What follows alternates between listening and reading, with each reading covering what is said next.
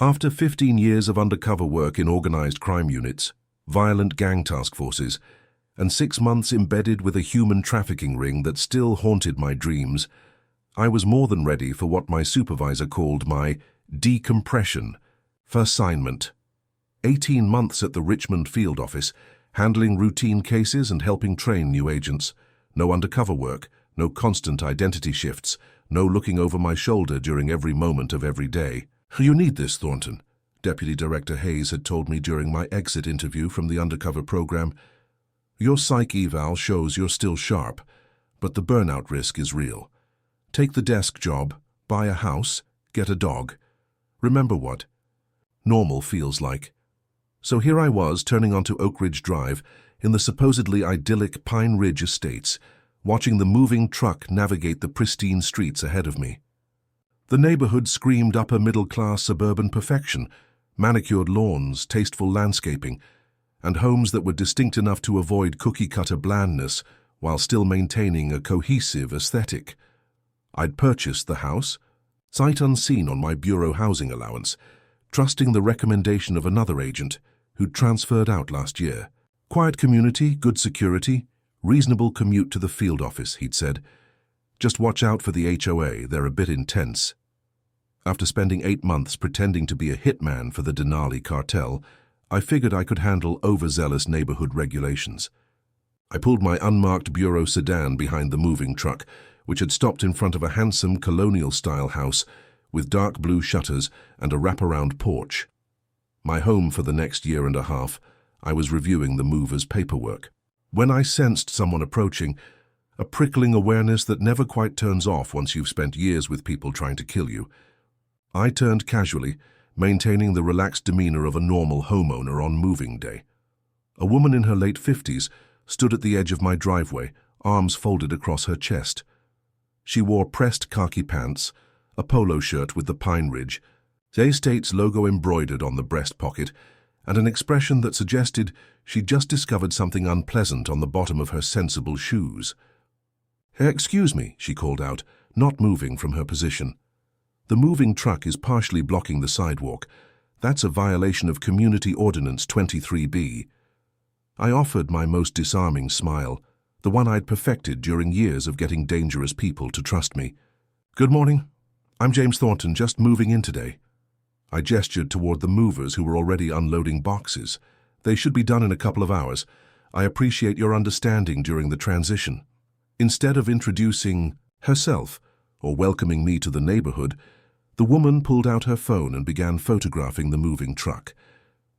Commercial vehicles are not permitted to remain on community property for more than 2 hours without special dispensation from the HOA board. She looked up from her phone. "Did you file for a moving day exception?"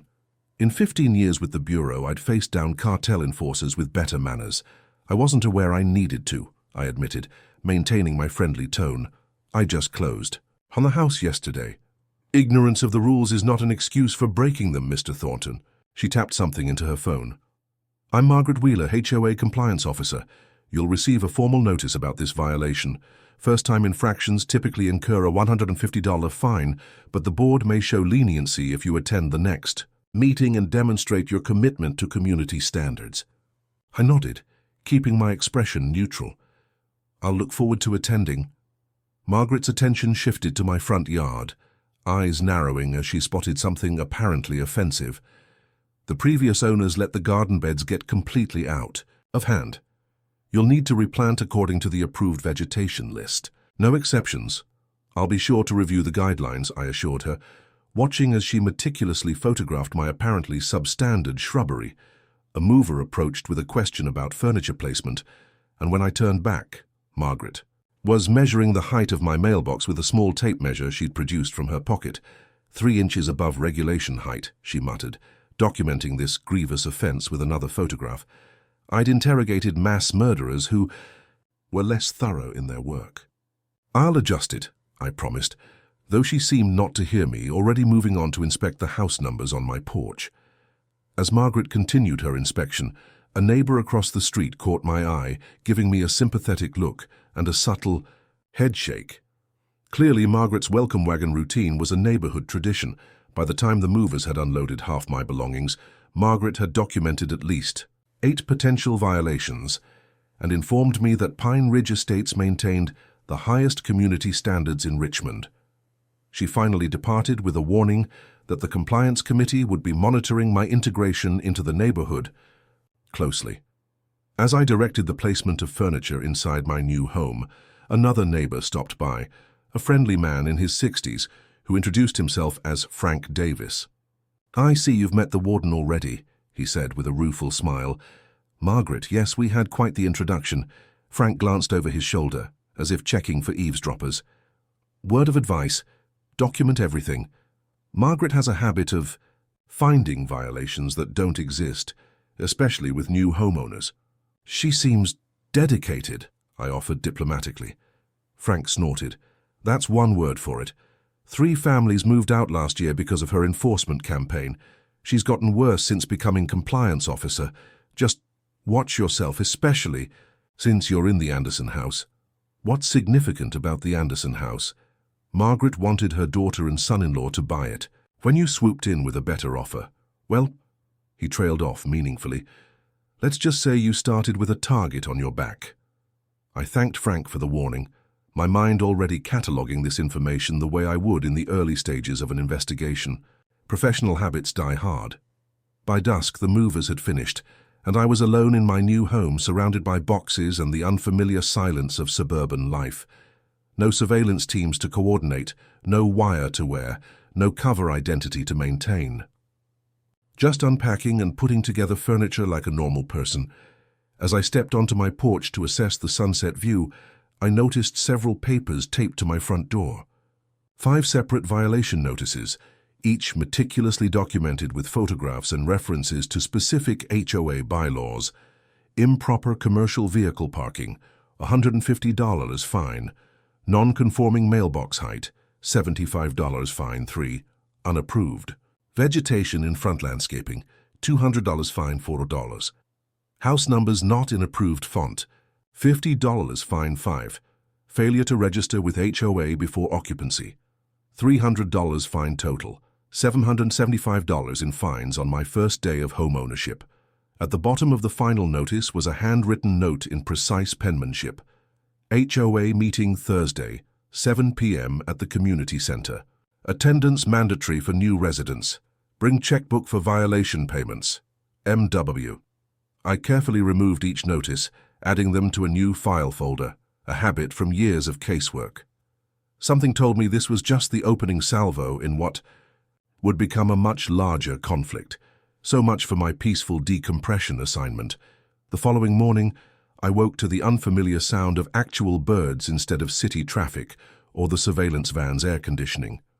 After years of living wherever my undercover assignments took me, dingy apartments, seedy motels, once even a storage unit, waking up in my own home felt almost disorienting.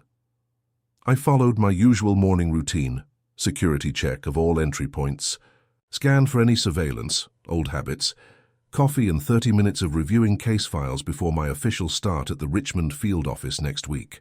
The Bureau had shipped ahead my personal effects and work materials, carefully separated from anything that might reveal my FBI connection to casual observers. As I stepped outside to retrieve my newspaper, I noticed a silver Lexus driving slowly past my house. Behind the wheel sat Margaret Wheeler, smartphone held up to her window, apparently documenting some new violation on my property. She didn't even pretend to be doing anything else, making direct eye contact as she snapped photos before driving. "So way, she does that every morning," came a voice from the neighboring yard.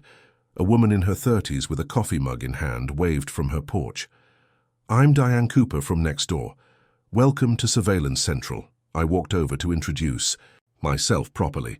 Diane had moved in 6 months ago and had already accumulated over $2,000 in fines, most for violations she swore she didn't commit. "Margaret is systematically targeting certain homes," Diane explained, lowering her voice despite the distance between houses.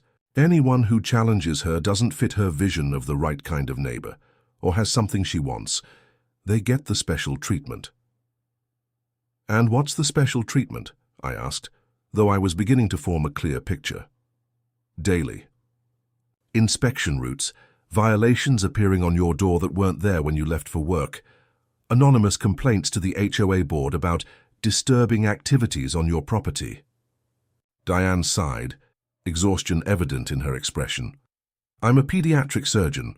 I sometimes get emergency calls at odd hours. Margaret has filed 3 complaints about my suspicious nighttime activities and suggested to neighbors that I might be running an illegal pharmacy from my home. My investigative instincts kicked in immediately. Has anyone successfully challenged her? The Robertsons tried last year. Margaret somehow got their private financial information and revealed at an HOA meeting that they were behind on their mortgage payments. They were so humiliated they moved out within a month. The house sold well below market value to Margaret's niece. Interesting pattern. I filed that away mentally. What about the rest of the board? Are they all like Margaret? Diane shook her head. Most are just intimidated by her. Her husband plays golf with the sheriff's brother-in-law, and she never lets anyone forget it. She implies she has influence with local law enforcement. That detail caught my attention immediately. In my experience, people who bragged about connections to law enforcement usually didn't have them, but the possibility of actual corruption was something I couldn't ignore. The HOA meeting is Thursday, I mentioned. I've been summoned. Diane winced. The initiation ritual. She'll make an example of you, guaranteed. New residents always get paraded and humiliated. It establishes the hierarchy. I look forward to it, I said, with a smile that had made more than one cartel lieutenant nervous. Over the next 2 days, I continued settling in while discreetly observing the neighborhood dynamics. My training in behavioral analysis and surveillance proved surprisingly useful in suburban life. I noticed patterns quickly. Margaret conducted inspection rounds 3 times daily, morning, afternoon, and early evening. She particularly focused on 7 houses, including mine and Diane's. Other homes received cursory glances or were ignored completely. The HOA board consisted of 7 members, but from conversations with neighbors, I learned that only Margaret and 2 allies, a retired banker named Howard and a real estate agent, named Patricia, made all significant decisions. Most revealing was what happened Tuesday afternoon. I was unloading groceries when Margaret approached Frank Davis's house across the street. Their conversation became heated, with Margaret gesturing emphatically toward his garage door. When Frank went inside, appearing frustrated, Margaret remained on his property, using her phone to document whatever violation she'd identified. As she walked back toward her house, I stepped outside, timing my trash run to intersect with her path. "Afternoon, Margaret," I greeted her casually. Getting settled in the neighborhood, I was wondering about the best way to appeal these violation notices. Some seemed to reference rules that weren't included in my closing documents. Margaret's expression tightened. Appeals must be submitted in writing 48 hours before the monthly board meeting, with supporting documentation and a $50 processing fee. Each violation requires a separate appeal. I see. And where can I find the complete HOA bylaws? The version I received seems outdated. Current bylaws are available to homeowners in good standing, she replied. Once your violations are addressed and fines paid, you can request access to the document portal. Catch-22. I couldn't effectively appeal without the current rules, but couldn't access the rules until after paying fines for violations I couldn't verify. Classic obstructionism. One last question, I added as she attempted to move past me. Who currently handles the HOA's landscaping contract? I noticed the common areas are beautifully maintained. A flicker of something, caution perhaps, crossed Margaret's face. Wheeler Landscape Services. They've held the contract for 6 years. Why do you ask? Just appreciating the quality work, I replied with a smile. Wheeler? Any relation? My son's company, she said stiffly. He won the contract through competitive bidding, if that's what you're implying. Not implying anything, I assured. Her. Looking forward to Thursday's meeting. As Margaret walked away, I filed away another important piece of information. In my bureau work, following the money almost always revealed the true motivations behind seemingly irrational behavior. By Thursday evening, I had established a detailed case file, purely out of professional habit, I told myself, documenting Margaret's activities, neighborhood testimonies, and apparent conflicts of interest. I'd also submitted my first official day of work at the Richmond field office, where I'd been briefed on ongoing cases and introduced to my new team. None of them knew about my HOA situation, and I had no intention of mixing my professional and personal lives.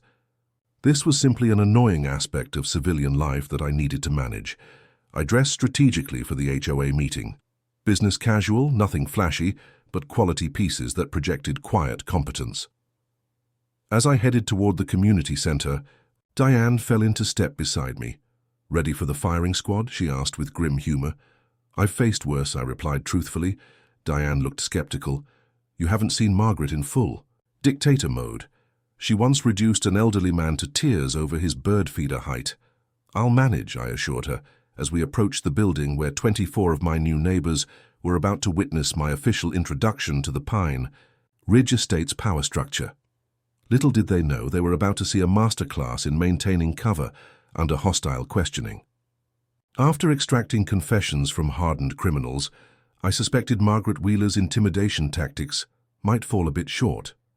The Pine Ridge Estate's community center resembled a miniature town hall, with rows of folding chairs facing a raised platform where 7 board members sat behind a long table. Name placards identified each member, with Margaret Wheeler's positioned prominently in the center, slightly elevated above the others. I took a seat toward the back, observing the room's dynamics with the same careful attention I'd give a surveillance operation. Approximately 30 residents attended, their body language telling a clear story. Most sat with arms crossed or shoulders hunched, the universal posture of people expecting an unpleasant experience.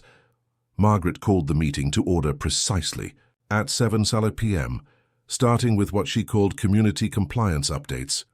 "The Henderson family has finally removed their unauthorized vegetable garden," she announced, with the satisfaction of a general reporting a military victory. "And the unapproved basketball hoop at 347 Pinecrest Lane has been taken down after 3 violation notices." Each victory was delivered with the same smug authority, followed by approving nods from Howard and Patricia, her apparent lieutenants. The other board members remained largely silent, occasionally exchanging uncomfortable glances, when Margaret's pronouncements seemed particularly harsh. After 20 minutes of compliance updates, Margaret straightened in her chair and adjusted her reading glasses. "Now we have a new resident joining our community. James Thornton has purchased the Anderson property on Oak Ridge Drive." All heads turned toward me as Margaret continued. "Mr. Thornton has already accumulated several violations during his first week of residency. Would you care to address these compliance issues, Mr. Thornton?"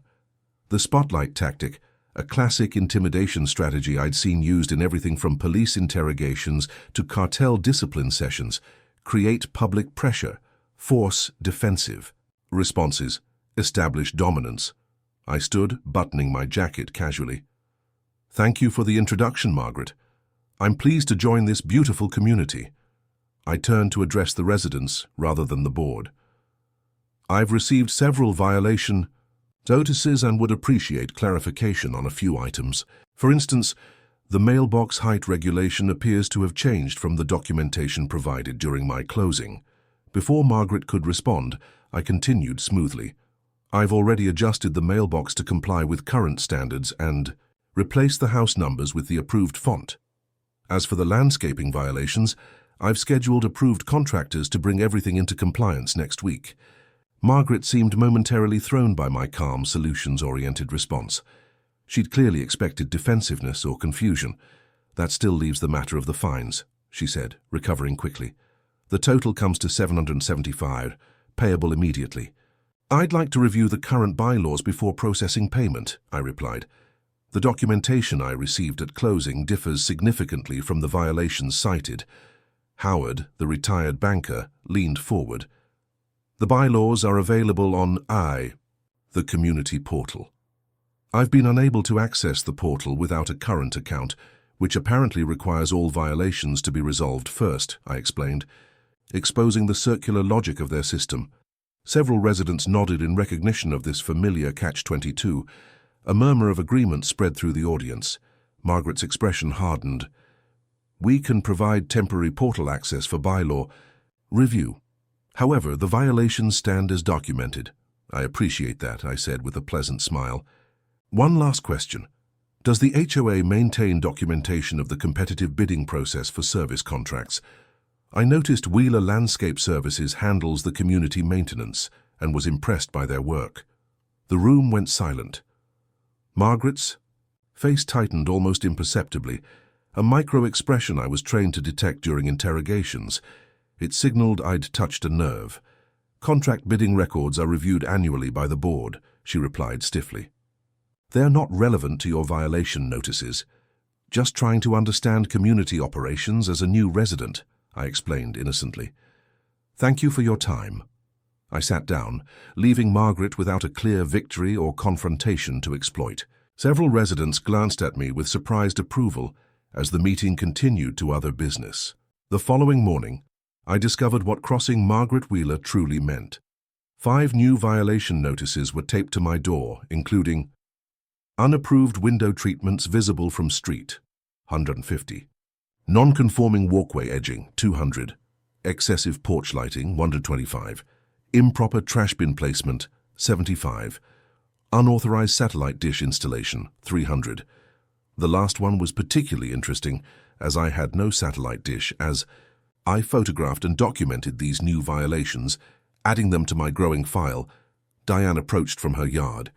It started, she said grimly, the escalation campaign.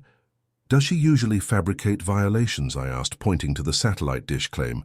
Frequently. She's counting on most people not knowing the rules well enough to challenge her, or being too intimidated to bother. I nodded, mentally calculating Margaret's strategy. Classic intimidation tactic. Overwhelm the target with so many accusations that fighting them all becomes exhausting. Diane gave me an odd look. You're taking this remarkably well. Most people are in tears by this point. I smiled. I deal with difficult personalities in my work. This is actually fairly straightforward compared to some situations. What exactly do you do? She asked curiously. Government analyst, I replied, with the cover story I'd used for years. Behavioral patterns, risk assessment, that sort of thing.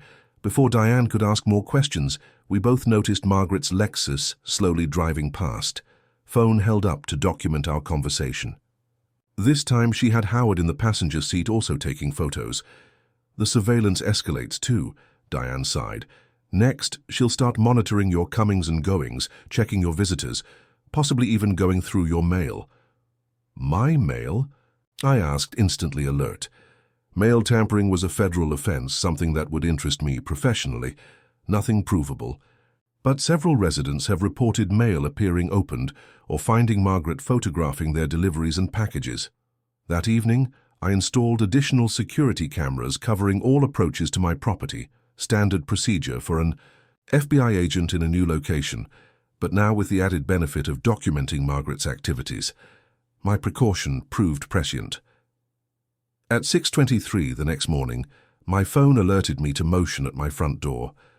The security feed showed Margaret examining my mailbox, opening it to peek inside before continuing her inspection route around my property. She spent particular time photographing my home office window, where the lights were on as I reviewed case files, before heading to the field office. Over the next week, the pattern intensified. Each day brought new violation notices, often for infractions that either didn't exist or weren't visible from public areas, suggesting Margaret was entering my property while I was at work. My security cameras confirmed this suspicion, capturing her examining my backyard, peering into windows, and once even testing my garage door to see if it was locked. The fines now totaled over $3,000, with threats of liens against my property, if not paid promptly. Several neighbors reported being questioned about my suspicious activities and unusual work habits. The breaking point came 10 days after the HOA meeting. I returned home to find an official letter from the HOA board. Not just Margaret, citing multiple reports of potential commercial activity at my residence. The letter demanded I attend a special compliance hearing to address allegations that I was running a business from my home, in violation of residential zoning laws. The evidence cited included regular handling of sensitive documents, suspicious communications patterns, and irregular hours and activities inconsistent with normal residential behavior.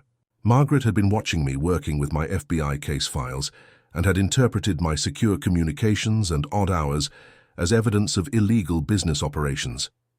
The irony wasn't lost on me. She was actually partly correct, just not in the way she imagined. This escalation moved beyond petty harassment into potentially compromising my work. If Margaret's amateur surveillance continued, she might inadvertently expose sensitive information or interfere with active investigations. What had begun as an annoying HOA dispute was now intersecting with my professional responsibilities. I needed to address the situation before it compromised bureau operations, but without revealing my actual identity. As I reviewed the special hearing notification, my phone rang with a call from the field office. A new case had just landed on my desk, a series of suspicious financial transactions connected to local property developments. The initial report mentioned possible connections to homeowners associations across 3 counties. I hung up and stared at the pile of violation notices on my kitchen counter. What had started as a simple neighborhood dispute was evolving into something that might actually warrant professional attention. The question was whether Margaret Wheeler was simply an overbearing HOA tyrant, or if her actions were part of something more systematic and potentially criminal. Either way, the escalation had moved beyond mere annoyance. It was time to start treating this situation with the same strategic approach I'd apply to any other case. The special compliance hearing was scheduled for 7 p.m. Tuesday in the community center, intentionally imposing, I suspected, given that regular board meetings were typically held in the smaller clubhouse. When I arrived, the setup resembled nothing so much as a tribunal. The full board seated on the raised platform, a single chair positioned in the center of the room for the defendant, and rows of spectator seating already filled with curious residents. Margaret sat center stage, a thick binder open before her. Howard and Patricia flanked her, with the other 4 board members looking noticeably uncomfortable. A projector had been set up, currently displaying the Pine Ridge Estates logo on the wall behind them. "Mr. Thornton," Margaret began without preamble as I took my seat, "this special session has been called to address serious allegations regarding unauthorized commercial activity at your residence. Such activities constitute a clear violation of both HOA covenants and county zoning regulations." I nodded respectfully. I understand the concerns and appreciate the opportunity to address them. "We have compiled substantial evidence," she continued, gesturing to Howard, who advanced to the first slide of a meticulously prepared presentation. What followed was genuinely impressive surveillance, if ethically questionable. Photos showed me arriving home at irregular hours, carrying secure document cases, standard FBI transport bags, and working late with my blinds partially open. She had documented visitors to my home, all bureau colleagues, noting their professional attire and briefcases. One particularly invasive photo, clearly taken with a telephoto lens through my office window, showed me reviewing case files, with the sensitive information thankfully not visible from her vantage point. "Additionally," Margaret continued, "community members have reported unusual patterns of behavior inconsistent with normal residential life. Several slides detailed my comings and goings, phone conversations on my porch, and even a log of when my lights were on. In any other context, I would have opened a stalking investigation. As you can see," she concluded triumphantly, "the evidence clearly indicates you are operating some kind of business from your home. Section 7.3 of our covenants expressly prohibits commercial activities that increase traffic, create disturbances, or change the residential character of the neighborhood." The room filled with murmurs as residents took in the extensive surveillance. Some looked disturbed by the invasion of privacy, while others seemed to accept it as normal HOA procedure. "Do you have anything to say in your defense?" Margaret asked, clearly expecting either an admission or flustered denial. I rose calmly, buttoning my jacket as I approached the front of the room. Years of testifying in federal court had prepared me for moments like this. "First, I'd like to thank the board for bringing these concerns to my attention," I began. employing the measured tone I'd used when infiltrating suspicious criminal organizations. I also want to address the extensive surveillance that's been conducted on my home and personal activities. I turned to face the residents rather than the board. While I understand community standards are important, I believe many of you might be concerned about the level of surveillance happening in our neighborhood. These photos weren't taken from public areas, but required someone to enter private property or use specialized equipment to peer into windows. Uneasy murmurs spread through the audience. Several people shifted uncomfortably, perhaps realizing they could be the next targets of such monitoring. As for the allegations themselves, I continued, I am not operating a commercial business from my home. I work for the federal government in an analytical capacity, which occasionally requires bringing secured documents home and hosting meetings with colleagues. Margaret leaned forward eagerly. What agency specifically? We have no record of government. Employees at your address. I'm not at liberty to discuss specifics of my employment for security reasons, I replied smoothly. However, I can confirm that all my activities fall within the Home Office exemptions clearly stated in Section 7.3.2 of the very covenant you referenced. Margaret blinked in surprise. Few residents likely knew the bylaws well enough to cite specific subsections. Section 7.3.2 explicitly states that professional home offices that do not generate significant client traffic are permitted, including government employees working remotely, I continued. My visitors have never exceeded 2 colleagues at once, well below the 4-person threshold defined as significant traffic in Appendix B of the Covenant. I noticed several board members flipping through their binders, apparently unfamiliar with these details of their own regulations. Furthermore, I added, the surveillance conducted on my property raises serious legal concerns. Under Virginia Code Section 18.2.130, peering into windows with the intent to spy is a Class 1 misdemeanor. Several of these photos would qualify under that statute. The room went silent. Margaret's face flushed with anger or embarrassment, possibly both. Are you threatening legal action against the HOA for performing its duty? She demanded. Not at all, I replied calmly. I'm simply pointing out that community standards must be balanced with privacy rights and legal boundaries. I'm happy to work with the board to address any legitimate concerns, but those concerns must be based on actual covenant violations, not misinterpreted observations. Howard cleared his throat nervously. Perhaps we should review the Home Office exemptions more carefully before proceeding. Margaret shot him a venomous look before regaining her composure. The board will need to verify your government employment to qualify for exemptions. I'm happy to provide verification through appropriate channels, I agreed, though I should mention that some aspects of my work are classified, which limits what can be disclosed even to the HOA. This was entirely true. My FBI status and current cases were indeed classified, though not in the way Margaret likely assumed.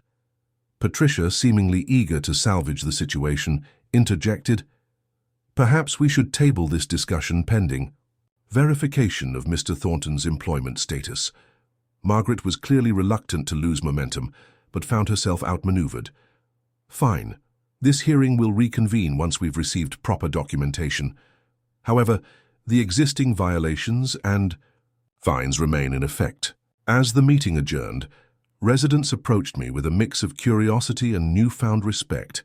Several quietly shared their own stories of Margaret's surveillance and harassment.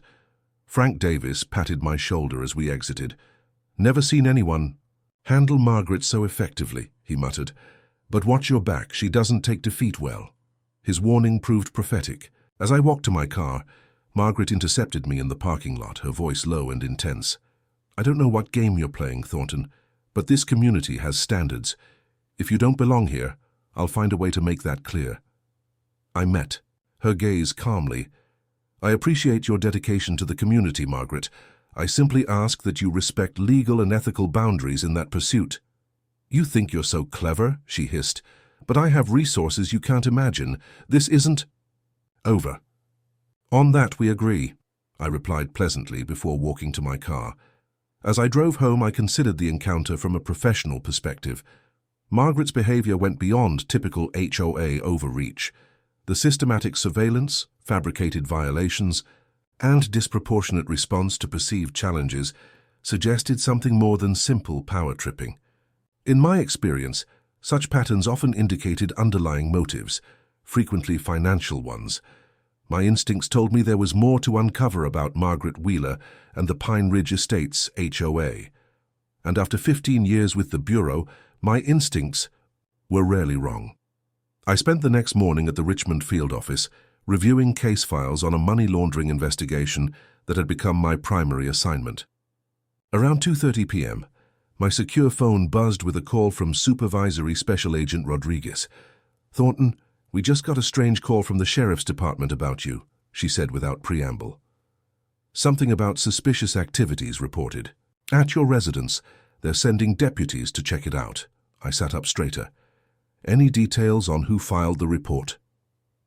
Caller identified herself as the head of your neighborhood watch, claimed you've been observed handling suspicious packages, meeting with foreign nationals, and monitoring community activities. Said she was concerned about potential national security implications, Margaret Wheeler, escalating from HOA harassment to false police reports.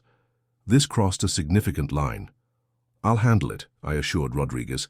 "Let me know if they contact the office again." I headed home immediately, arriving just as 2 county sheriff's deputies were parking in front of my house. Margaret's silver Lexus was positioned across the street, where she sat watching with poorly concealed anticipation.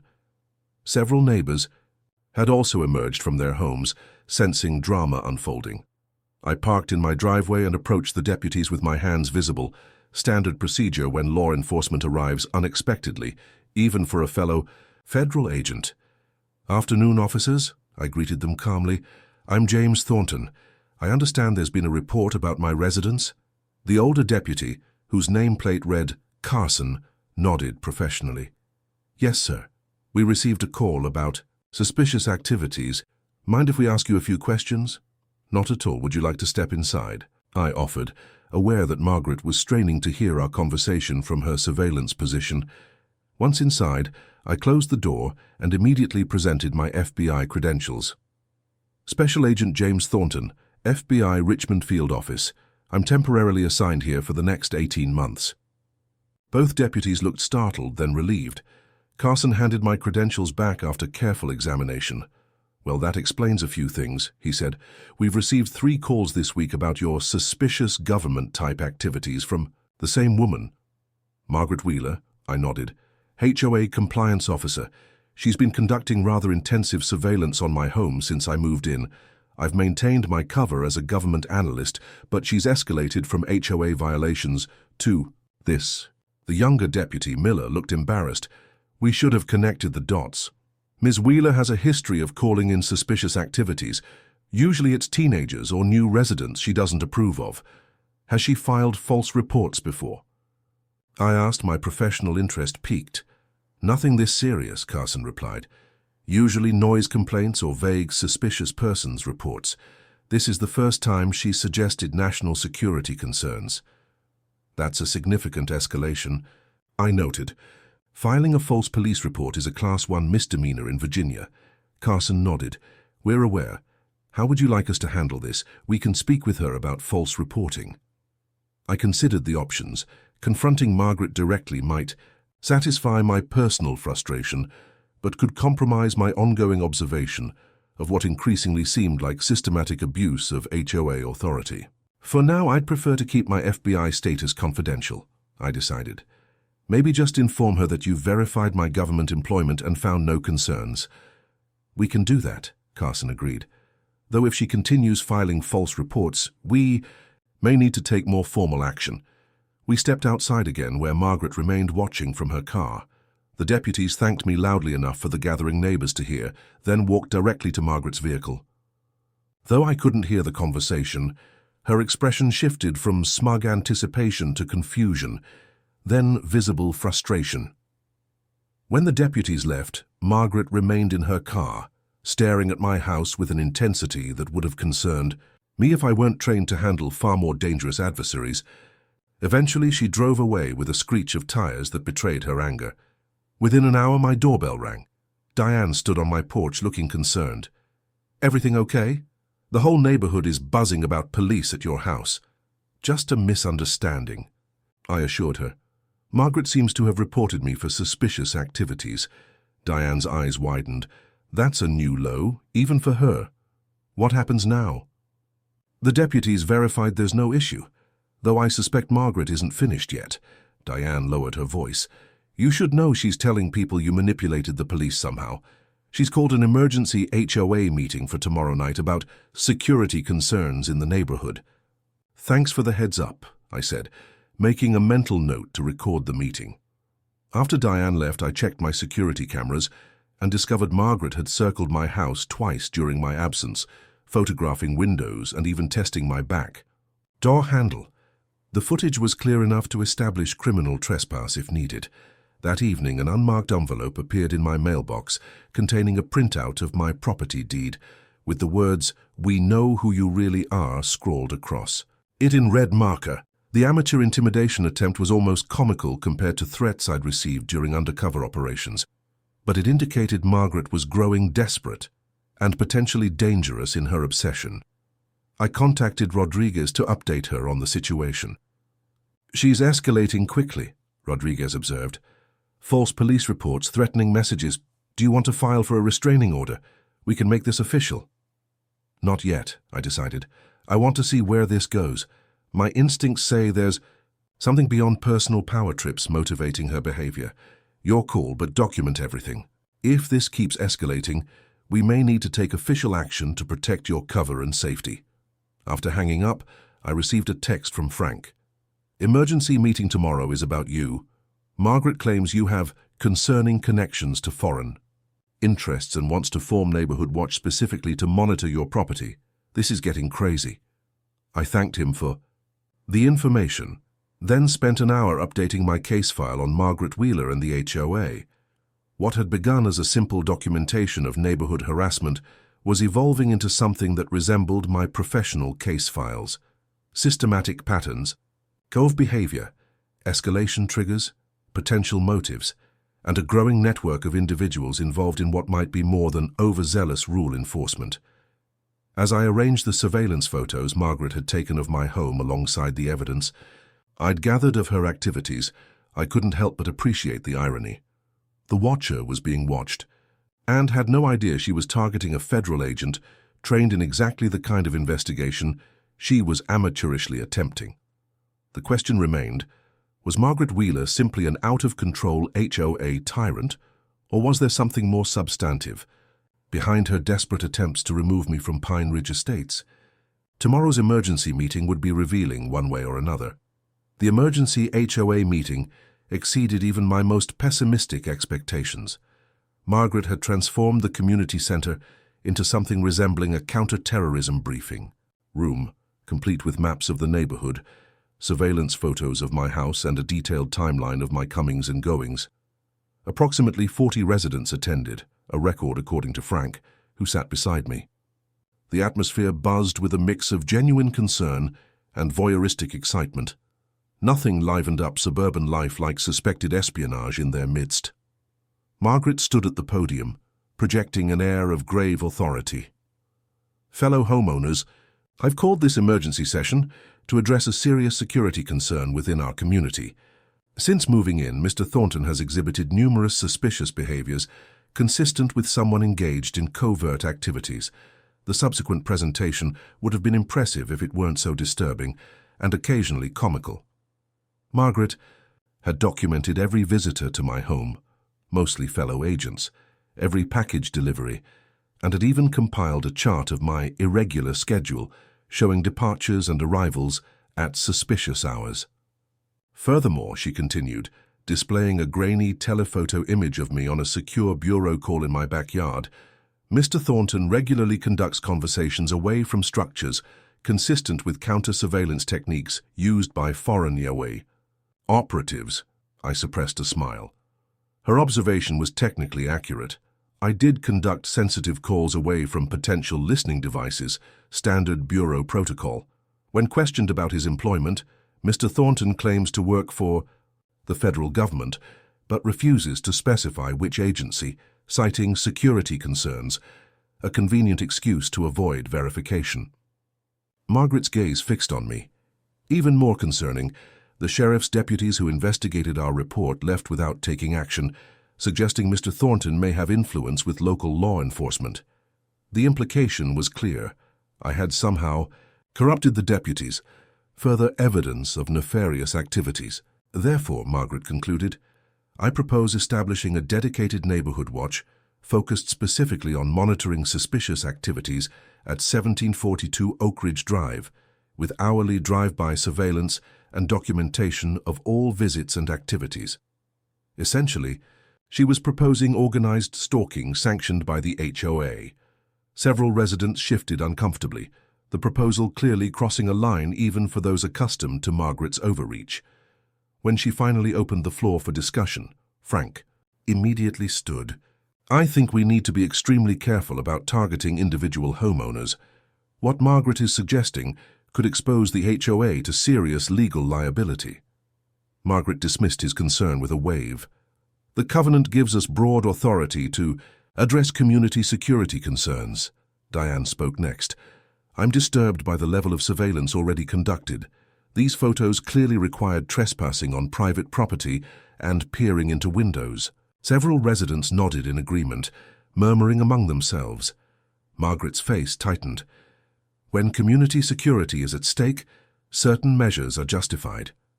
I remained silent, cataloguing which board members appeared supportive of Margaret's crusade versus those looking increasingly uncomfortable.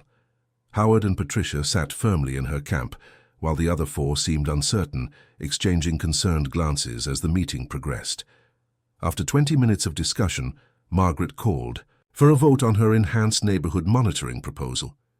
To her visible surprise and anger, it failed 4-3 with only her usual allies supporting it. This board is failing in its duty to protect this community, she declared, gathering her materials with sharp, angry movements. If something happens, remember that you were warned. As the meeting disbanded, I quietly observed Margaret huddled with Howard and Patricia, their agitated whispers, and frequent glances in my direction, suggesting they weren't accepting defeat gracefully.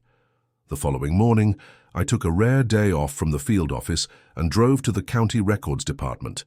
Margaret's obsessive targeting had moved beyond personal vindictiveness. In my experience, such focused determination usually indicated deeper motives, often financial ones. The county clerk was helpful once I discreetly presented my FBI credentials, providing access to property records, tax filings, and business registrations, without the usual bureaucratic delays. What emerged was a pattern more systematic than I had anticipated. Over the past 5 years, 12 homeowners had sold their properties and moved out of Pine Ridge estates after experiencing what appeared to be targeted HOA enforcement campaigns. In each case, the properties sold significantly below market value, an average of 22% under comparable sales. More interesting were the buyers. 6 properties were purchased by Oakshade Properties LLC, 3 by Pinecrest Investments, 2 by Wheeler Family Trust, and 1 by Eastern Development Group.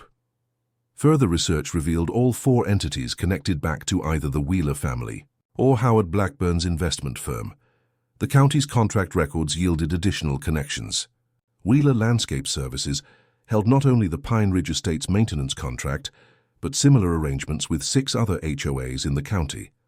Blackburn Financial provided advisory services to the same HOAs, while Patricia Reynolds' Real estate firm handled the majority of transactions in these communities.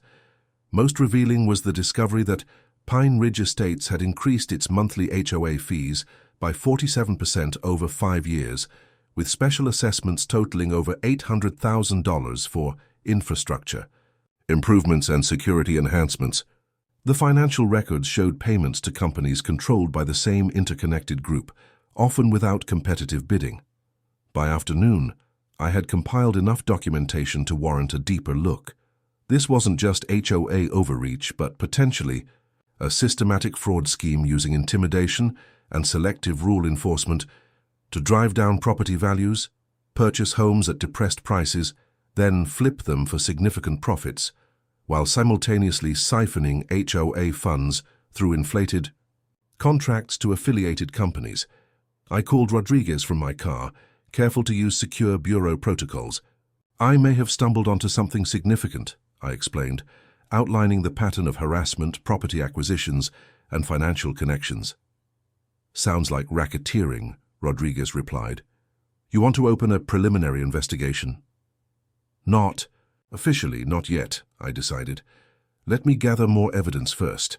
I don't want to compromise my position in the neighborhood until I have a clearer picture. Understood.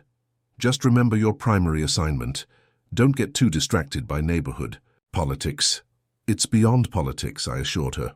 This has all the markers of organized fraud. I'll keep you updated. Back at home, I created a secure case file documenting the connections and financial patterns. During my years investigating organized crime, I'd seen similar schemes, just usually run by more sophisticated operators than suburban HOA officers. My doorbell rang around 7 p.m. Frank stood on my porch, looking nervous. Thought you should know, he said quietly. Margaret's got people watching your house in shifts. Howard's parked down the block right now, and Patricia takes over at 9. Appreciate the warning, I replied. Any idea what they're hoping to find? Frank shook his head. Margaret's convinced you're hiding something that would justify removing you from the neighborhood. She's been pulling property records, trying to find irregularities in your home purchase. Interesting approach, I remarked, wondering if Margaret's amateur investigation would inadvertently uncover my bureau connection. My home purchase had been handled through a secure FBI relocation program specifically designed to protect agents' identities. After Frank left, I checked my security system and discovered something concerning, a small tracking device, magnetically, attached under my car's rear bumper. The device was commercial grade, available online to anyone with $200 and minimal technical skills. I photographed it, but left it in place, curious to see how far this surveillance operation would go. The tracking device crossed a line from annoying to potentially criminal, especially if used to facilitate harassment or stalking. That night, as I reviewed my growing file on what I now considered the Pine Ridge Estates operation, my security system alerted me to movement near my backyard fence. The cameras revealed Howard attempting to position another device, what appeared to be a directional microphone aimed at my home office window. This escalation from photography to electronic surveillance suggested desperation. Whatever Margaret and her allies feared I might discover, they were willing to risk criminal charges to gather information or find leverage against me. I updated my case notes with this latest development, increasingly convinced that what had begun as an irritating HOA dispute was evolving into a legitimate federal investigation. The pattern of property manipulation, financial self-dealing, and now criminal surveillance potentially crossed into wire fraud, racketeering, and conspiracy, all squarely within FBI jurisdiction. The irony wasn't lost on me. In attempting to remove me from the neighborhood, Margaret Wheeler had potentially exposed a criminal enterprise to the very agency equipped to dismantle it. Her next move would determine whether this remained a personal vendetta or escalated into an official bureau investigation. Either way, I was now treating Pine Ridge Estates as more than just my temporary residence. It had become an active field operation with Margaret unwittingly playing the role of primary subject. After discovering the electronic surveillance devices, I maintained my normal routine while discreetly gathering evidence.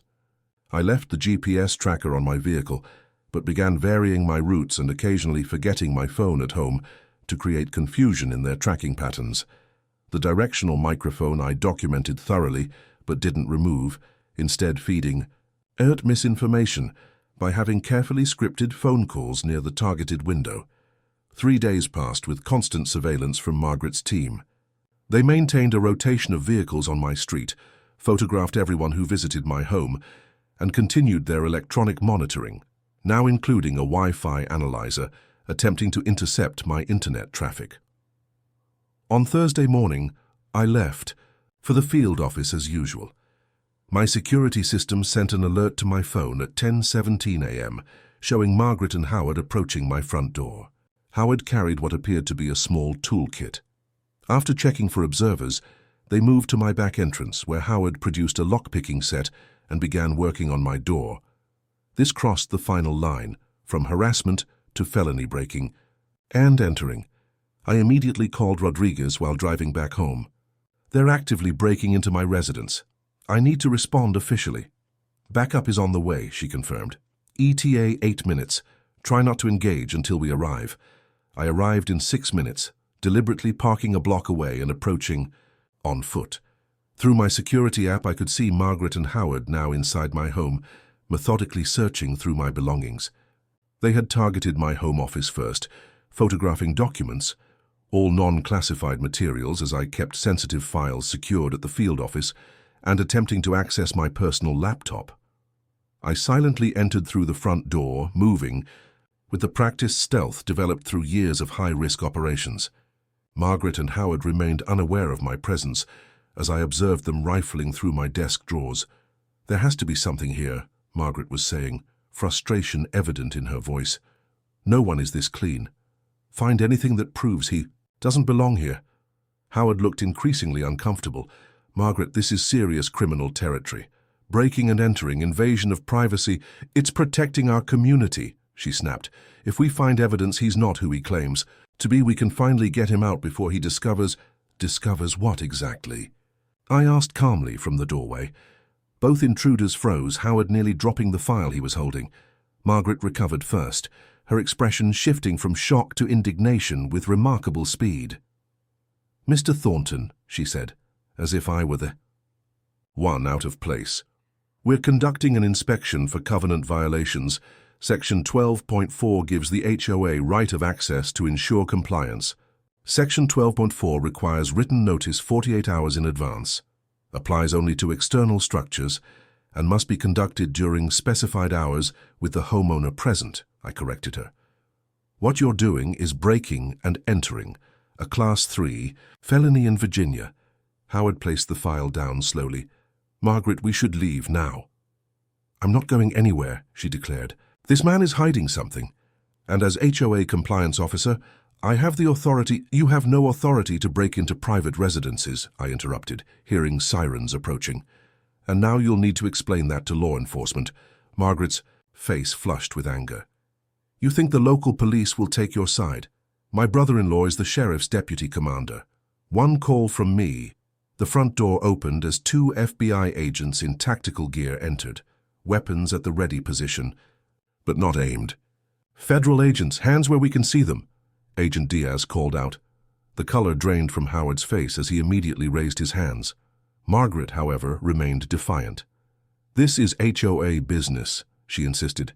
"You have no jurisdiction. Here." I removed my credentials from my pocket, displaying my FBI badge and ID. "Special Agent James Thornton, FBI. You're currently committing multiple federal offenses, including breaking and entering the residence of a federal agent." Margaret's expression transformed from defiance to shock, then to something approaching fear, as the reality of her situation dawned on her. "You're FBI?" "Currently assigned to the Richmond field office," I confirmed, as Diaz and his partner secured the scene. "And you've just graduated from HOA harassment to federal crimes." Howard was already cooperating, allowing himself to be handcuffed while stammering apologies. Margaret, however, remained rooted in place, her worldview visibly collapsing around her. "This is a mistake," she insisted weakly. "We were conducting a legitimate inspection." "By picking the lock and searching through private documents?" I asked. "That defense won't hold up well." As the agents led them outside, neighbors gathered on the street, watching in stunned silence as Margaret Wheeler, the untouchable HOA enforcer, was placed into an unmarked federal vehicle. Diane caught my eye from her driveway, her expression a mix of shock and something approaching satisfaction. "We'll transport them to the field office," Diaz informed me. "Rodriguez wants you there for questioning." I nodded, surveying my violated home with professional detachment. "I'll follow shortly. Need to secure the scene first." Once alone, I conducted a thorough sweep for any devices they might have planted. Finding none, I gathered my documentation of Margaret's escalating campaign and prepared to officially transition from victim to investigating agent. At the field office, I found Rodriguez reviewing the initial reports in the conference room. "Your neighborhood watch turned out to be more dangerous than expected," she remarked. Breaking and entering, electronic surveillance, stalking. They've built quite a case against themselves, I agreed. But I think there's something bigger happening. Their desperation suggests they're protecting something significant. Wheeler is demanding her phone call, insisting her brother-in-law in the sheriff's department will clear this whole thing up, Rodriguez said. Blackburn is already cooperating, claiming he was just following Margaret's lead. Classic separation, I noted. Let's interview them separately. Howard will likely give us what we need if offered the right deal. Howard indeed proved eager to cooperate, offering details in exchange for leniency. Within an hour, he had outlined a systematic scheme that confirmed my suspicions and revealed additional layers. Margaret identifies undesirable homeowners who don't fit her community vision, he explained nervously. We target them with violations, fines, surveillance, whatever it takes to make them leave. Once they're desperate to sell, one of our shell companies buys the property below market value. We renovate minimally, then Patricia lists it at a premium. To the right kind of buyer. And the HOA contracts, I prompted, all go to companies connected to board members or family. We inflate the costs, then split the difference. Howard stared at his hands. It started small, just a few thousand here and there, but over the past 3 years it's grown into millions across multiple HOAs.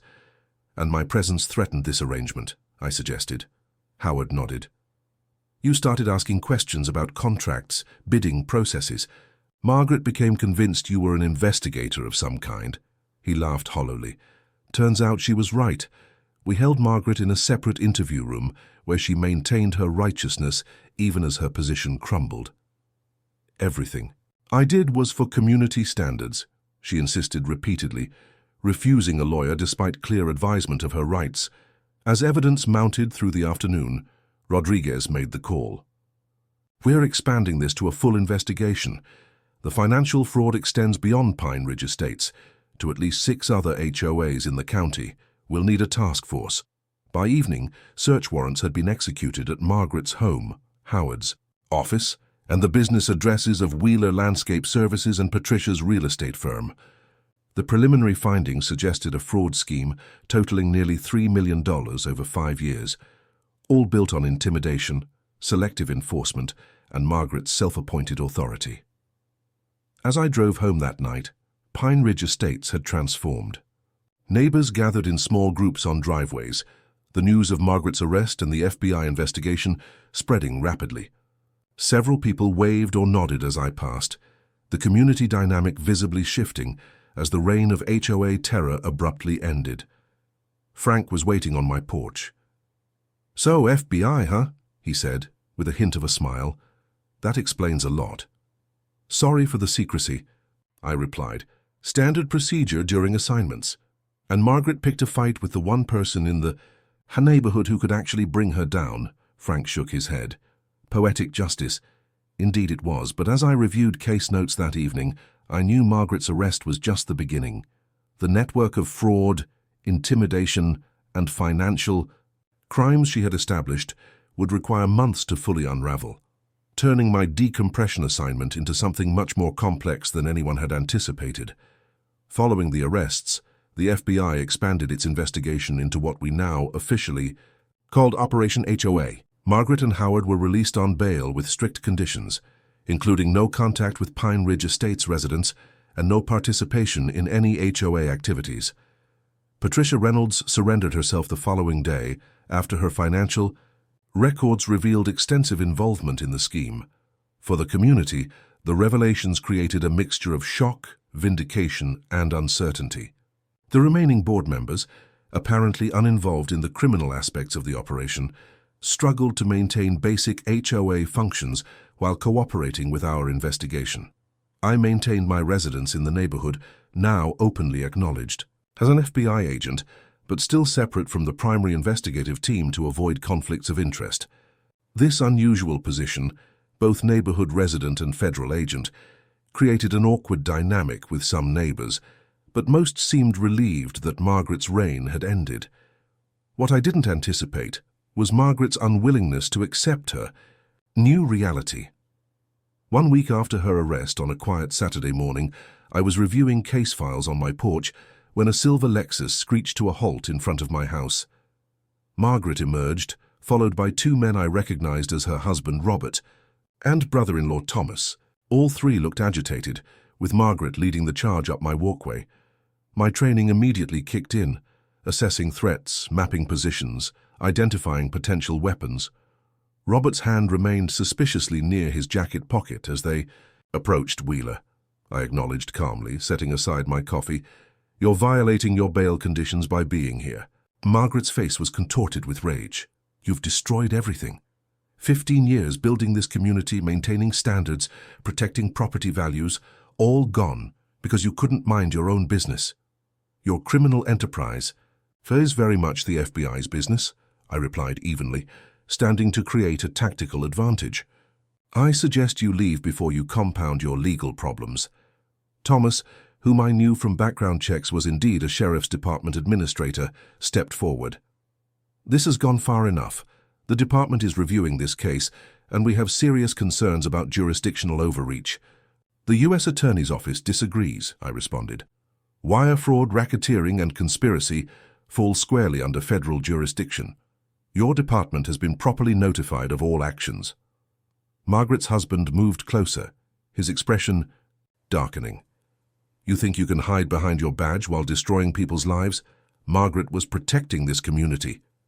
"By committing multiple felonies," I asked, "breaking into homes, installing illegal surveillance, manipulating property values for personal profit."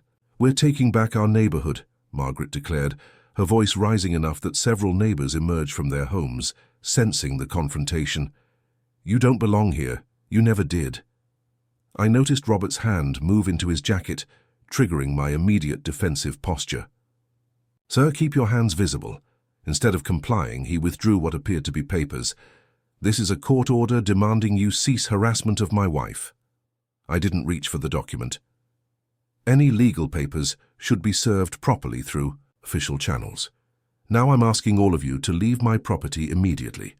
By now, Diane and several other neighbors had gathered at a distance, many with phones recording the confrontation. Frank approached cautiously from across the street. "Margaret, you need to go," Frank called out. "You're just making things worse for yourself." "Stay out of this, Frank," Thomas snapped. "This is being handled." Margaret stepped closer to me, invading my personal space in a clear attempt at intimidation. "I want all your surveillance footage of my home deleted immediately. I want your files on me handed over, and I want your resignation from the FBI on Monday. Otherwise, things get uncomfortable for everyone." The absurdity of her demands might have been comical in another context, but the escalating tension and Robert's increasingly aggressive posture kept the situation firmly in potential threat territory. "Final warning," I stated firmly. "Leave my property now, or you'll be arrested for trespassing and violation of bail conditions." Instead of retreating, Margaret reached into her purse. Years of field training kicked in automatically. I established distance, adopted a defensive stance, and prepared to respond to a potential weapon. Several neighbors gasped, clearly expecting the situation to turn violent. Margaret withdrew her phone. "I'm calling 911. We're placing this man under citizen's arrest for harassment, invasion of privacy, and impersonating a federal officer." The last charge was particularly ironic, but the situation had moved beyond reason. As Margaret dialed, Robert and Thomas positioned themselves to block my path to my front door. "Fun, what's your emergency?" The dispatcher's voice was audible in the tense silence. "This is Margaret Wheeler at 1742 Oak Ridge Drive. We're conducting a citizen's arrest of a dangerous individual who has been terrorizing our community. He's claiming to be an FBI agent, but has been using that cover to harass residents and invade private property. We need officers immediately." The dispatcher attempted to get clarification, but Margaret continued her narrative. "He's installed surveillance all over the neighborhood, broken into homes and threatened HOA board members. He's interfering with community operations and represents a possible national security threat." Thomas took the phone. "This is Thomas. Wheeler, Sheriff's Department Administration. We have a situation requiring immediate response. Subject claims federal credentials that need verification. Approach with caution." His misleading portrayal of the situation to a colleague was a clear Abusive position, potentially triggering an unnecessarily hostile police response. I immediately took out my own phone, calling the field office while maintaining awareness of the three individuals essentially blockading me on my own porch. "Rodriguez," my supervisor answered. "Sir, be advised I have a situation at my residence," I reported calmly. "Margaret Wheeler and two males are attempting a citizen's arrest, have called local law enforcement with false allegations, and are refusing to leave my property." One subject identified himself as Sheriff's Department Administration. "Back up on the way," Rodriguez replied immediately. "Keep the line open." Margaret's expression shifted from righteousness to confusion as she realized I was also on the phone with what was clearly a law enforcement contact. She covered the microphone of her phone. "Who are you calling?" "My supervisor at the FBI field office," I replied calmly. "Reporting an attempted obstruction of justice and abuse of police resources. She's dispatching agents to this location." Thomas's face flushed. "You're bluffing. The FBI doesn't respond to residential disputes. They do when it involves threats to a federal agent and interference with an active investigation," I corrected him. Sirens became audible in the distance, approaching rapidly. The gathered neighbors had grown to nearly a dozen, many filming the confrontation from a safe distance. Frank had positioned himself near my driveway, wisely staying back but clearly ready to provide witness testimony if needed. Two Richmond police cruisers arrived first, officers emerging with appropriate caution given the unusual nature of the call. They assessed the scene, three agitated individuals confronting a single man on his porch, with numerous neighbors watching from the street. "What's going on here?" the lead officer called out, approaching carefully. Margaret immediately launched into her narrative. "Officer, this man has been harassing our community, claiming to be FBI but using that cover to Supervisory Special Agent James Thornton, FBI Richmond Field Office," I interrupted, slowly reaching for my credentials. "These individuals are violating bail conditions by being on my property and attempting to obstruct a federal investigation." The officer looked understandably confused, glancing between us as he tried to sort out conflicting claims. Thomas stepped forward, leveraging his Sheriff's Department connection. "Officer Davis, I'm Thomas Wheeler, Sheriff's Administration. We have reason to believe this individual's credentials require verification. There are serious concerns about his activities in this neighborhood." Officer Davis maintained his professional composure. "Sir, I'll need to see identification from everyone involved." As credentials were being examined, an unmarked FBI vehicle pulled up, followed by a second. Rodriguez emerged from the first, accompanied by Agent Diaz. "Special Agent Rodriguez, FBI," she announced, approaching the officers. "What's the situation here?" Officer Davis looked relieved to have federal clarification. "We received a 911 call about a citizen's arrest and possible federal credential verification." Rodriguez surveyed the scene, her experienced gaze taking in Margaret, Robert, and Thomas still positioned aggressively on my porch. "Officers, these three individuals are currently interfering with a federal agent and violating court-ordered bail conditions. We'll take it from here if you don't mind." Thomas attempted to assert his authority once more. "This is a local matter that's been inappropriately escalated. The Sheriff's Department has jurisdiction here. Not over federal agents or investigations," Rodriguez corrected firmly. "And your attempt to use department connections to interfere with a federal case will be reported to Internal Affairs." As the realization of their situation finally dawned on Margaret and her supporters, the fight seemed to drain out of them. Robert stepped back. Thomas began making frantic calls to what I presumed were department contacts, and Margaret, for the first time since I'd known her, appeared genuinely speechless. Rodriguez approached them directly. "Margaret Wheeler, Robert. Wheeler and Thomas Wheeler, you're all interfering with a federal investigation and violating bail conditions.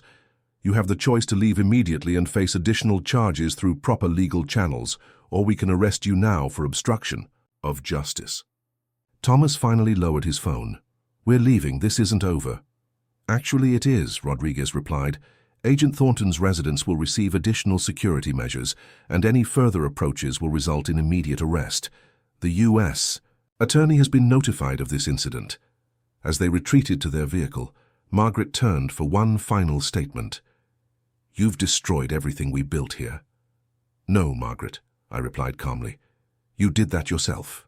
The gathered neighbors watched in stunned silence as the once untouchable HOA enforcer was escorted away, her power and influence visibly evaporating before their eyes.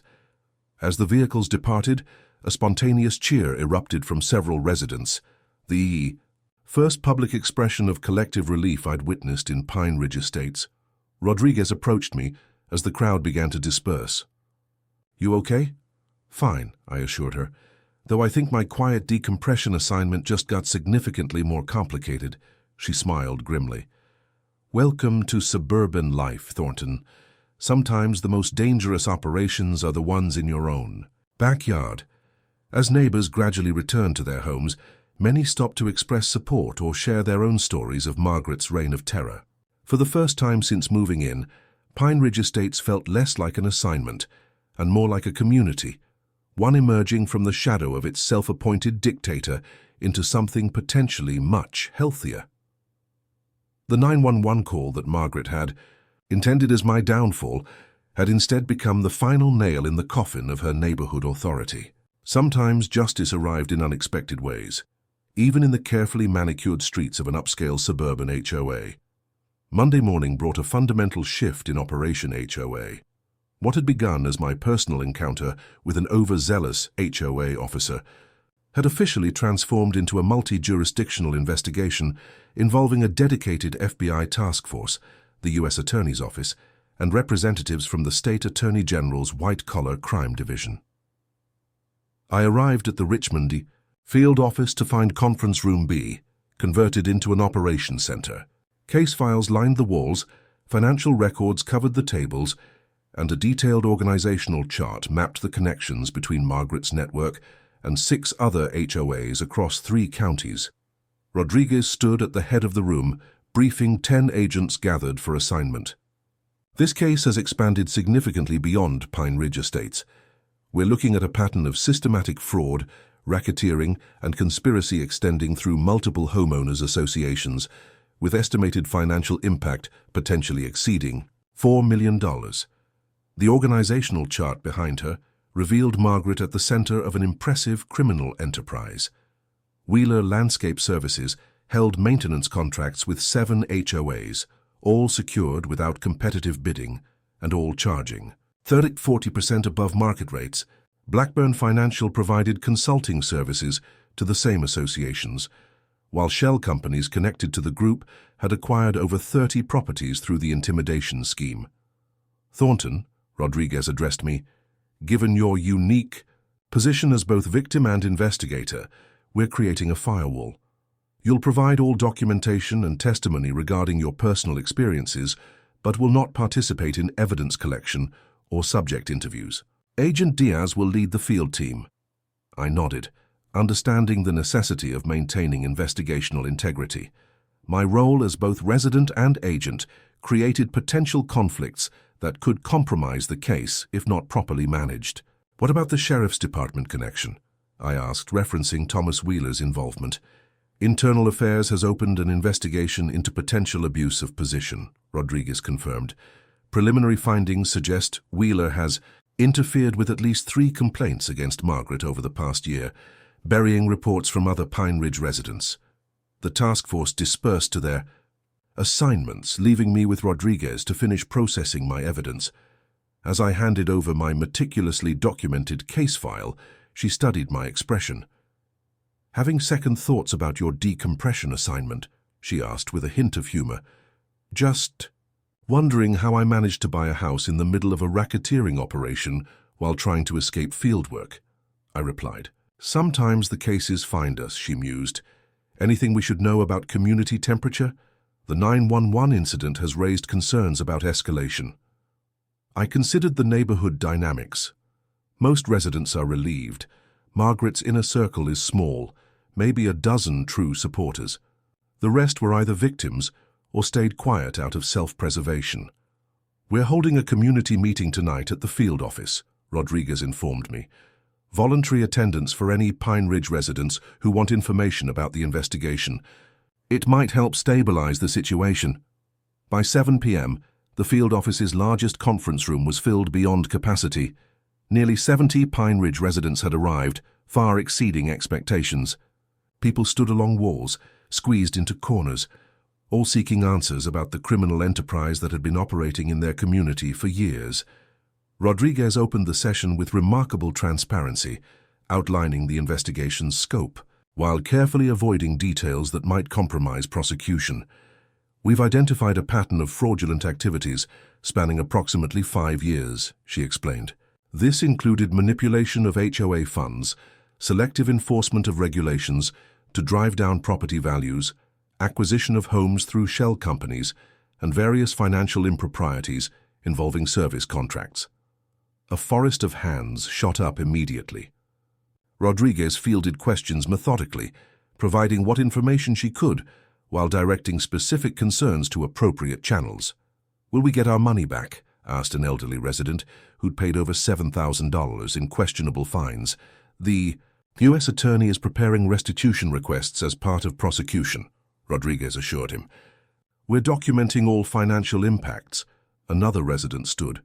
"What happens to our HOA now? We still need basic services maintained. The remaining board members not implicated in criminal activity can continue essential operations," Rodriguez explained. "The court has appointed an independent auditor to oversee financial decisions until proper elections can be held." Throughout the discussion, I noticed Diane moving through the crowd, collecting contact information and organizing neighbors into support groups. The community was already reorganizing itself, turning victimhood into empowerment. "What about Agent Thornton?" someone called out. "Will he continue living in the neighborhood during the investigation?" All eyes turned to me where I stood near the back wall. Rodriguez glanced my way, silently offering me the floor if I wanted it. I stepped forward. "I'm recused from the investigative aspects of this case due to my status as both resident and agent. But yes, Pine Ridge Estates is my home for the foreseeable future. I moved there seeking a quiet neighborhood, and I still believe that's what it can be without Margaret's influence." This drew unexpected applause, suggesting the community viewed me more as liberator than interloper, a significant shift from Margaret's characterization. Frank raised his hand. "What happens next with Margaret and the others?" Rodriguez took that question. "They face multiple federal charges including wire fraud, mail fraud, conspiracy, and racketeering. Additional charges may follow as our investigation continues. Mr. Wheeler's connection to the Sheriff's Department is also under separate investigation by Internal Affairs and the State Attorney General." The meeting continued for nearly 2 hours, residents sharing stories of Margaret's reign that ranged from petty harassment to potentially criminal intimidation. Each account added to the investigation's understanding of the scheme's scope and impact. As the meeting concluded, Rodriguez addressed the group one final time. "This case represents a significant abuse of trust. HOAs exist to maintain community standards and protect property values, not to enrich board members or facilitate fraud.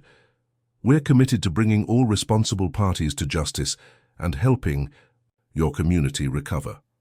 Afterward, several residents lingered, forming impromptu discussion groups about rebuilding their HOA governance. The energy had shifted from shocked victimhood to determined reconstruction. Frank approached me as the crowd thinned. "The neighborhood council is meeting tomorrow to discuss interim leadership until formal elections can be held. We'd welcome your input, not as FBI but as a resident." "I'd be happy to attend," I replied, appreciating the distinction between my professional and personal roles. The following day brought significant developments. Based on evidence secured from Margaret's home and office, the investigation expanded to include 2 local banks that had facilitated questionable transactions for the shell companies. Search warrants executed at Wheeler Landscape Services uncovered records suggesting systematic overbilling of multiple HOAs, with the difference funneled back to Margaret and her associates. Most significantly, Howard Blackburn had agreed to full cooperation in exchange for reduced charges, providing detailed testimony about the operation's inner workings. His cooperation opened new avenues of investigation, including potential involvement by county zoning officials who had expedited permits for properties acquired through the scheme.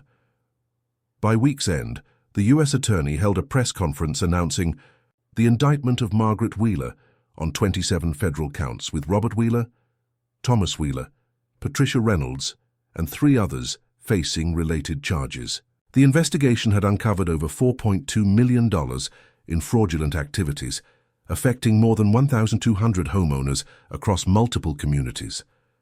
The press coverage was extensive, with Margaret's mugshot appearing on local news alongside headlines like HOA Queen's Criminal Empire and Neighborhood Tyrant Faces Federal Charges.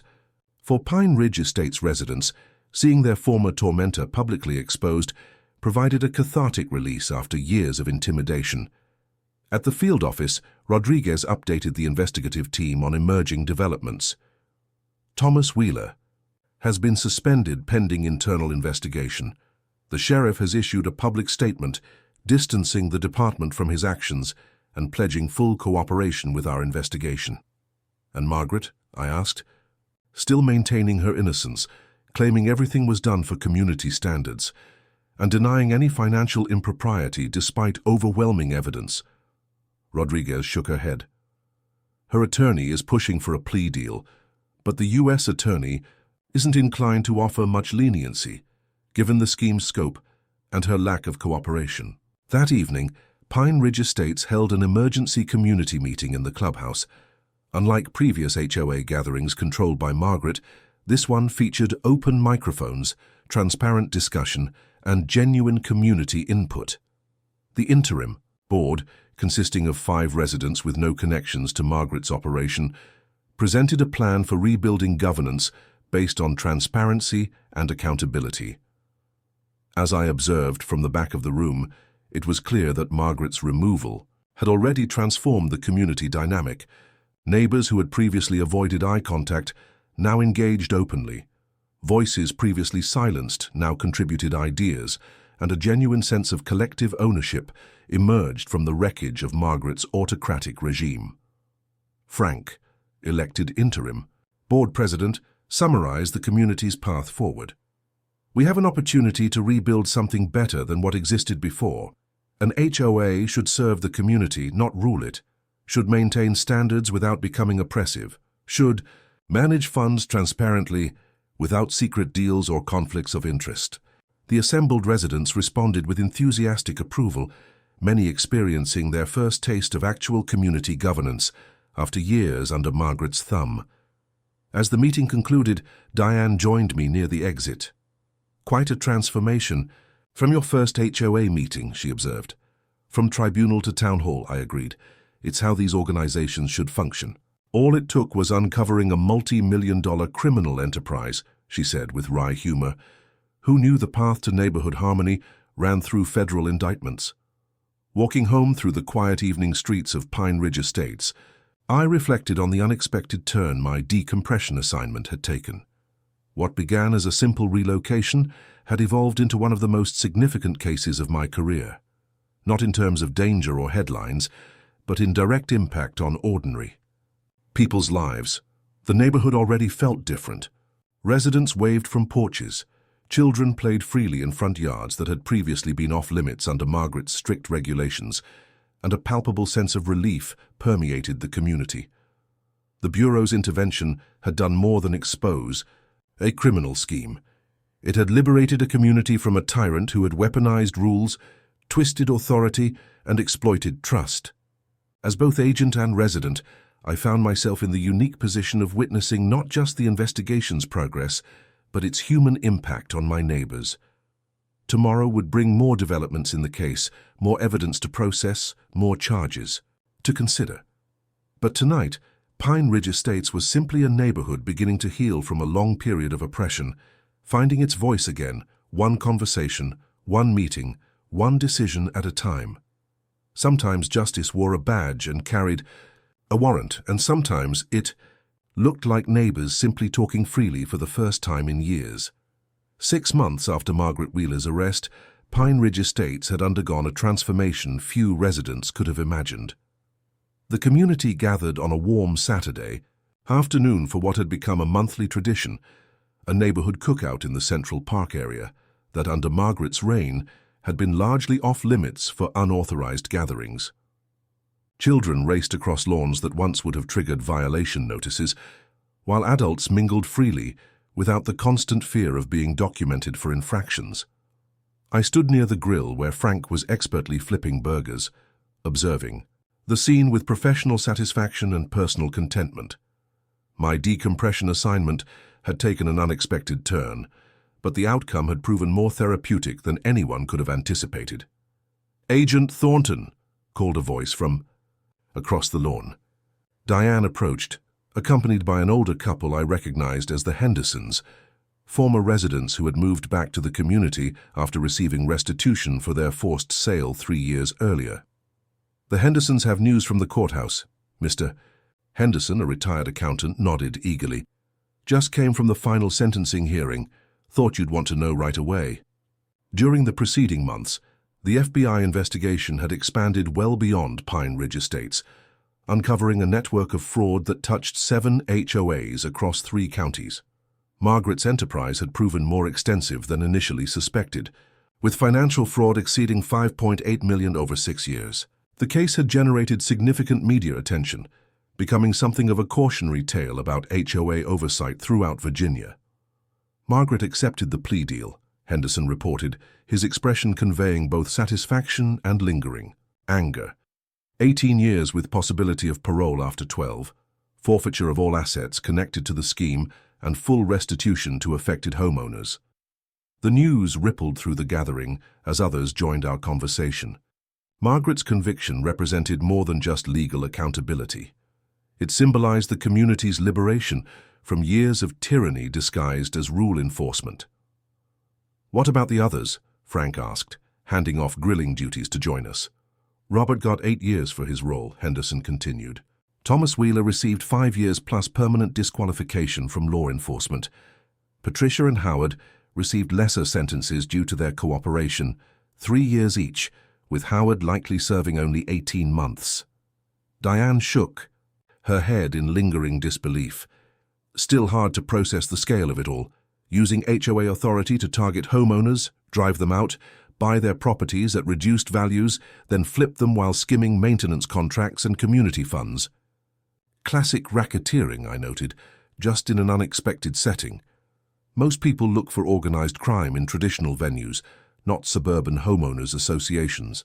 The investigation had revealed the full extent of Margaret's operation. What began as simple abuse of HOA authority had evolved into a sophisticated criminal enterprise. Margaret identified undesirable homeowners, or those with particularly valuable properties, then subjected them to escalating violations and harassment, until they sold under duress. Shell companies connected to her family purchased the properties at below-market rates, performed minimal renovations, then resold them at significant profits. Meanwhile, service contracts for community maintenance went exclusively to companies, owned by family members or associates, with inflated pricing that funneled additional funds back to the conspirators.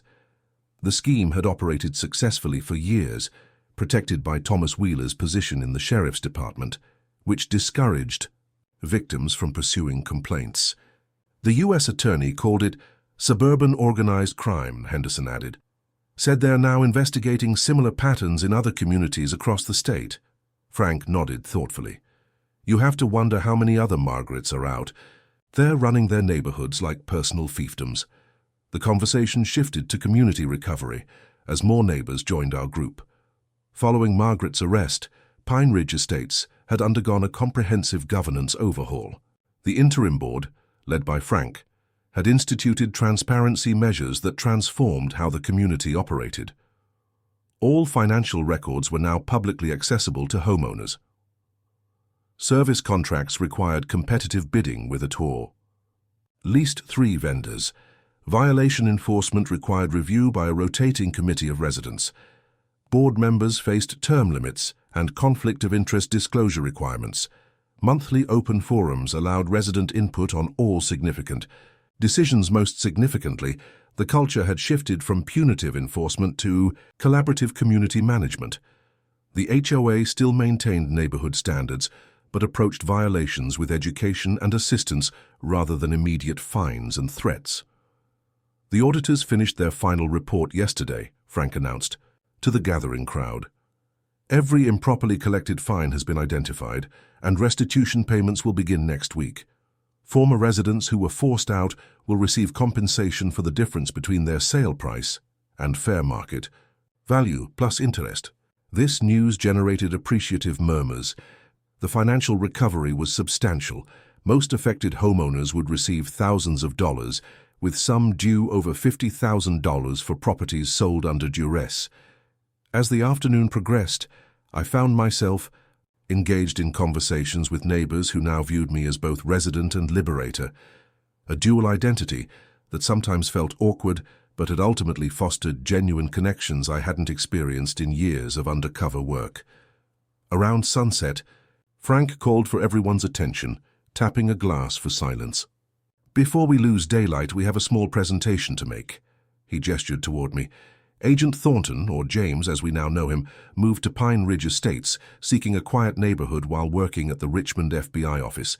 Instead, he found himself living next door to one of the most prolific suburban crime bosses in Virginia history. Laughter rippled through the crowd.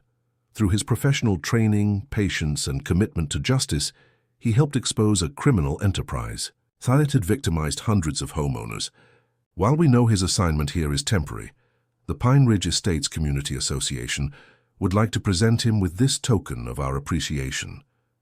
Diane stepped forward, carrying a framed certificate with an ornate border. "This is officially the only violation notice that has ever made its recipient happy," she announced, handing it to me. The framed document was designed to mimic Margaret's infamous violation notices, but with a crucial difference: certificate of appreciation.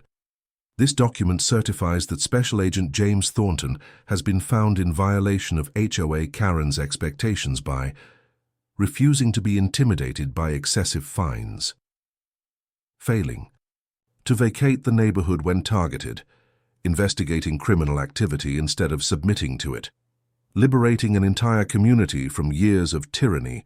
In recognition of these violations, Pine Ridge Estates hereby grants permanent immunity from all future HOA violations and extends its deepest gratitude for service to the community. The gesture was simultaneously humorous and genuinely touching. I accepted it with a smile, unexpectedly moved by the community's appreciation. "Thank you all," I said, finding myself at a rare loss for words. In my years with the Bureau, I've worked many cases, but few have been as personally meaningful as this one. What happened here wasn't just about financial crimes. It was about the abuse of power and the courage of a community to reclaim itself. As the gathering continued into early evening, I found a quiet moment to call Rodriguez with an update on the sentencing. "Sounds like closure," she remarked after hearing the details. "How's the neighborhood handling it?" "Better than expected," I replied. "They've completely transformed their governance model. It's become something of a case study in HOA reform." "And you? Ready to return to regular duties? Your temporary assignment was supposed to end next month." I looked across the park, where neighbors continued to mingle freely. Children played without fear of violation notices, and former victims of Margaret's regime shared stories of recovery and renewal. "Actually," I said, surprising myself with the decision, "I'd like to request an extension. The Richmond office has several ongoing cases I'm involved with, and—" I hesitated, acknowledging a personal truth. "I found something valuable here, a community worth being part of." Rodriguez chuckled. "Never thought I'd hear those words from our top undercover agent, but I understand. I'll process the extension request on Monday." After ending the call, I rejoined the gathering where discussions had turned to plans for community improvements. Now that funds were being properly managed, ideas flowed freely. Expanded playground equipment, walking trails, community garden spaces, all projects that would have been impossible under Margaret's regime, where maintenance funds mysteriously disappeared into contractor overcharges. Diane approached with a plate of food. "You seem contemplative, having regrets about taking down our local crime boss." "Just the opposite," I replied. "Thinking about how communities are supposed to function, people working together rather than against each other. It's refreshing to see."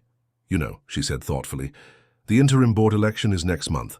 Several people have suggested you should run." I laughed. An FBI agent on the HOA board? Isn't that a conflict of interest? No more than an HOA president with a brother-in-law in the sheriff's department, she countered. Besides, who better to ensure we never slip back into old patterns? You have a unique perspective on how power can be abused and how to prevent it. The suggestion was unexpected, but not entirely unwelcome. Throughout my career, I'd infiltrated criminal organizations, gathered evidence, and moved on to the next assignment. The idea of helping build something positive rather than simply dismantling something destructive held a surprising appeal. "I'll consider it," I promised, realizing I meant it. As night fell, residents gradually dispersed to their homes that were truly theirs again, no longer under the shadow of arbitrary enforcement and manufactured violations. Porch lights came on across the neighborhood, illuminating streets that felt fundamentally different than they had 6 months earlier. Walking back to my house, I noticed a small gathering near Margaret's former residence. The property had been seized as part of asset forfeiture and recently sold to a young family who were busy replacing the imposing "no trespassing" signs with cheerful welcome decorations. Neighbors had spontaneously arrived to help, creating an impromptu housewarming for the community's newest members. I detoured to join them, introducing myself to the Castillos, Elena, Miguel, and their 2 young children, who looked slightly overwhelmed by the neighborhood's enthusiastic welcome. "Everyone is so friendly," Elena remarked with genuine surprise. "When we were house hunting, we were actually warned about this neighborhood having a strict HOA. Apparently, the realtor hadn't heard about recent changes. You could say there's been a significant leadership transition," Frank explained diplomatically, which prompted knowing smiles from the longer-term residents. As I helped carry a box of kitchenware into their new home, Margaret's former command center now transformed with bright colors and children's artwork, I reflected on the journey that had brought me here. What began as a decompression assignment had evolved into one of the most meaningful chapters of my career, not because of case complexity or high-profile arrests, but because it demonstrated how justice could transform everyday lives. Later, that evening, I added the framed violation notice certificate to my otherwise sparse living room wall, next to my FBI Academy graduation photo. The juxtaposition seemed fitting, 2 aspects of my identity that had unexpectedly converged in Pine Ridge Estates. My secure phone vibrated with a message from Rodriguez. "Wheeler case officially closed today. Final sentencing completes active investigation phase. Congratulations on a case well handled." I typed a simple reply. Justice served, and in this case, it truly had been. Margaret Wheeler had entered the correctional system that morning to begin her 18-year sentence. Her empire of intimidation had been dismantled. Her victims had received or would soon receive restitution. And a community once ruled through. Fear had reclaimed its governance and rebuilt itself on principles of transparency and genuine representation. Outside my window, Pine Ridge Estates settled into a peaceful evening rhythm. Families walked dogs along sidewalks without measuring their distance from the curb. Porch lights glowed at brightness levels determined by safety and preference rather than HOA dictates. Gardens bloomed with flowers chosen for beauty rather than compliance. In my years with the Bureau, I'd put away drug kingpins, dismantled trafficking rings, and infiltrated organized crime families. But watching a simple neighborhood reclaim its dignity from a petty tyrant who'd weaponized community regulations that held a uniquely satisfying form of justice. Sometimes the most important victories weren't the ones that made headlines, but the ones that allowed ordinary people to live without fear in their own homes. And sometimes, an FBI agent seeking a quiet assignment discovered that the most meaningful cases could begin right at your own front door, with an HOA Karen who made the critical mistake of targeting exactly the wrong new neighbor.